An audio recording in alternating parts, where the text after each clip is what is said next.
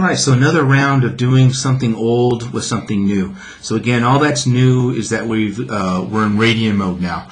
And again, to do this next round of problems, what you could always do is go back to your degree mode, find your answer in degree mode, and then walk it back into radian mode. So that's one way. But I'm going to go all the way, since we're in radian mode, let's stay in radian mode. So what I'm going to do now is find the reference angle for the following angles. So 3 pi over 4, again, if you think about that, the 4 tells us we have a 45-degree reference, right? That was when we were doing our conversion angles. And then the 3 pi over 4 basically tells us that we are sitting in quad number 2, if we had to draw that. So in radian mode, a 45-degree reference, right, that would be pi over 4, right? So that's just kind of thinking. But what we found, right, when we did this, is to find our little reference angle, right, I took, in this quadrant, it's my 180 degrees minus the angle that we have, okay? And so in radian mode, our theta star, right, 180 corresponds to pi, and the angle that we have is 3 pi over 4. And so my denominator, right, is 4. So pi is the same thing as 4 pi over 4. And of course, when I take 4 pi and subtract 3 pi, I'm left with 1 pi. And so my gut instinct matches what we learned in radian mode. So here's what it was in degree mode in quad 2. And here's what it would look like in radian mode with our new things. Of course, I took advantage of what we did earlier, right? We kind of found that pattern, right? Dividing by 4 meant we had a 45-degree reference. So that was a dead giveaway. And then the 3, right? Since 3 over 4 is less than 1, that means we're in quad 2. We're not quite past pi yet. So those were some keys and some things that I did there. So the reference angle here would be pi over 4. So keeping that up, here we're dividing by 6. So what am I expecting the reference angle to be? Well, remember for when we're dividing by 6, right, this usually meant we had a 30-degree reference angle. And then what we're also, since 7 over 6 is just over 1, right, this is just a hair over pi. So I'm expecting this to be in quad number 3. All right, and of course in quad number 3, what we end up having, or excuse me, 30 degrees, right, that would basically be pi over 6 reference angle. There's my gut instinct, right? How do we do this? By hand?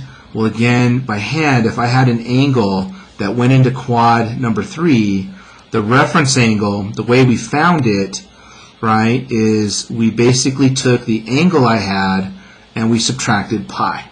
Right, so excuse me, we subtracted 180. I'm already in radian mode, see? So that's what we did back in degree mode. We took the angle that I had, subtracted 180, and that gave me my little reference angle right here. So in radian mode, right, our theta star, right, our reference angle is the angle I'm considering, right, 7 pi over 6, and 180 is pi in radian mode. So we're talking about 7 pi over 6 minus pi. Of course, we have a denominator, so rewriting pi, that's 6 pi over 6. Of course, 7 pi minus 6 pi is pi, and then we have our 6. So there's the math supporting what my gut instinct said from some previous work that we did. Division by 6 usually meant a 30-degree reference, right? 30 degrees is pi over 6, all right? And again, you guys will get there. If you need to a couple times, maybe you convert this to degree mode and then find your reference angle in degree mode and then walk it back. But I'm going to stay in radian mode. 5 pi over 3, again, when we divide by 3, what that meant is we had a 60-degree reference. 5 is really, you know, we're talking 6 pi over 3, which is 2 pi. So this is really close. So that's telling me that we're in quad number 4 if we're looking for quadrants. But we also learned is 60 degrees, right, in radian mode. That's pi over 3. So I'm expecting a reference angle of pi over 3. Of course, doing the math, right, we have an angle that's now doing something like this, right? And so our reference angle is right there. And what we learned back in the day, right, that reference angle, right, corresponded, right, to 360 degrees minus my theta. So in radian mode, 360 is now 2 pi, and my angle is 5 pi over 3. So we need a common denominator. That's 6 pi over 3 minus 5 pi over 3. And what we get, lo and behold, is pi over 3, just like I predicted. Okay, so there's, again, what we found for the reference angle in all 3 quadrants in degree mode, and then how to basically convert that in radian mode. We're just converting 180 to pi, all right, and pi and to pi respectively, getting a common denominator and getting our reference angle.